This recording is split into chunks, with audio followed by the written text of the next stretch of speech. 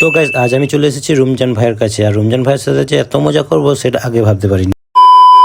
তো গাইস বারাজ থেকে বাড়ি ফেরার পথে আমি আর আমার বন্ধু মিলে ডিসাইড করলাম রমজান ভাইয়ের সাথে দেখা করতে যাব। তাই রমজান ভাইকে কল করে দুজন মিলে চলে গেলাম রমজান ভাইয়ের সাথে দেখা করতে। তারপর গাইস এইখানে এসে রমজান ভাইয়ের সাথে কিছুক্ষণ গল্প করার পর রমজান ভাই নিজের দোকানের সমস্ত কাজ কমপ্লিট করে দোকানটা বন্ধ করে আমাদেরকে নিয়ে চলে গেল মানকড় সবচেয়ে ফেমাস চায়ের দোকানে, যেটার নাম হচ্ছে কুল্লার চায়। দেন কিছুক্ষণ পরে রমজান ভাইয়ের একটা ফ্যানের সাথে দেখা হয়ে যায়, কতগুলো ছবিও তুলে নিল। আর গাইজ এই মালটাকে কে কে চেনো কমেন্টে জানিয়ে যাবে। দিন গাইজ চায়ের দোকানে বসে আসাদুল ভাই আর রমজান ভাইয়ের সাথে অনেকক্ষণ আড্ডা মারার পর আমরা পৌঁছে গেলাম আসাদুল ভাইয়ের বাড়ি। আর গাইজ এই রুমটাকে কে কে চেনো অবশ্যই কমেন্টে জানিয়ে যাবে। ঠিক আছে সামারিয়া। দিন গাইজ এখানে আসতে না আসতে আসাদুল ভাই আবার আমাদের জন্য এত কিছু নিয়ে চলে এলো। তারপর এতগুলো ডিম দেখে এই মালটা আবার প্রথমে 2টো ডিম বুক করে দিল। তারপর ডিমের ব্যাপারে জিজ্ঞেস করাতে জানতে পারি এগুলো নাকি আসাদুল ভাইয়ের শাশুড়ির ডিম।